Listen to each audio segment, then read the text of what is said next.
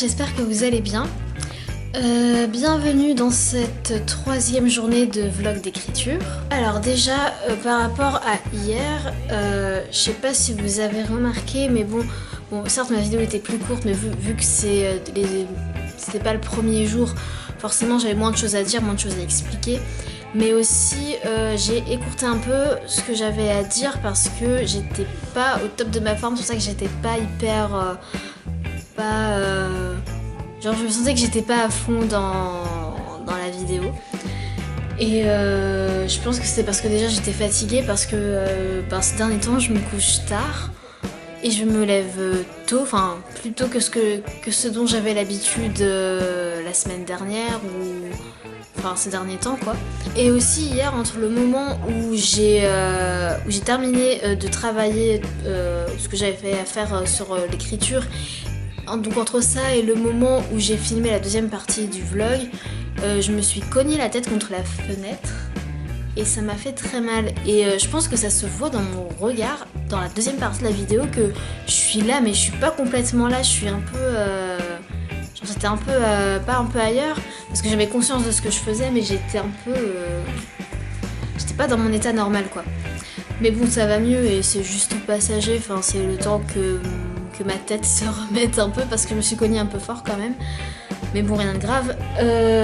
Donc voilà, alors aujourd'hui, ce que je dois faire, c'est travailler sur les personnages. Donc en gros, créer un réseau de personnages.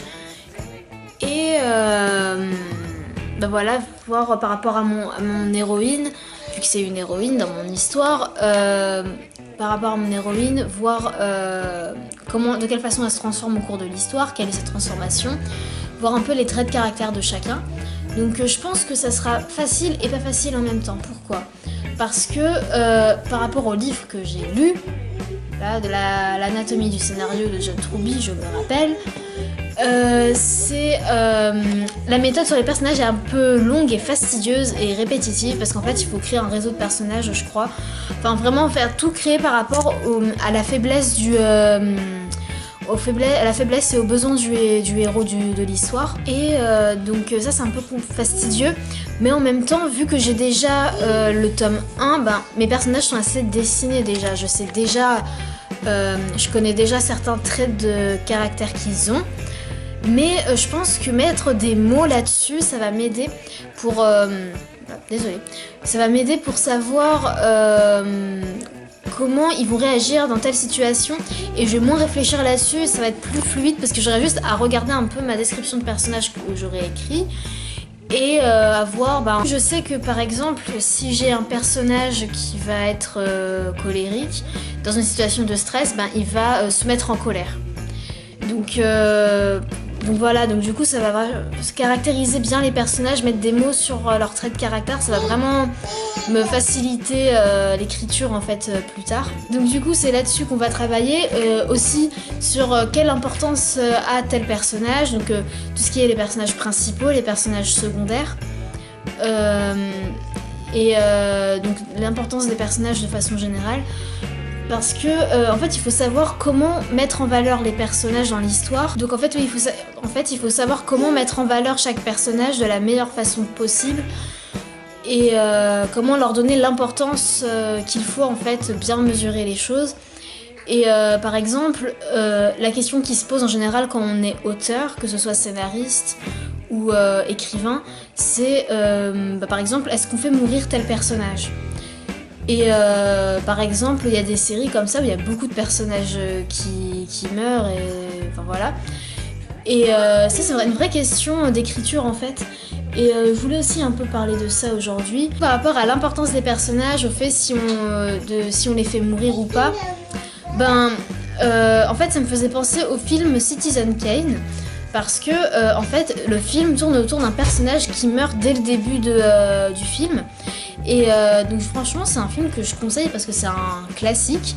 Et c'est un film classique hollywoodien qui en fait a la particularité de ne pas être structuré comme un film classique hollywoodien justement.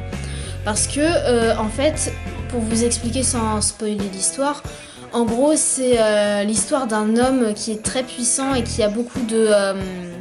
qui a beaucoup d'argent, qui est très riche, qui avait un peu des entreprises dans plein de domaines différents, il me semble, qui meurt dès le début du film. Et en fait, je crois que c'est un journaliste qui va décider d'enquêter sur sa mort pour comprendre le sens de ces dernières paroles qu'il a dites.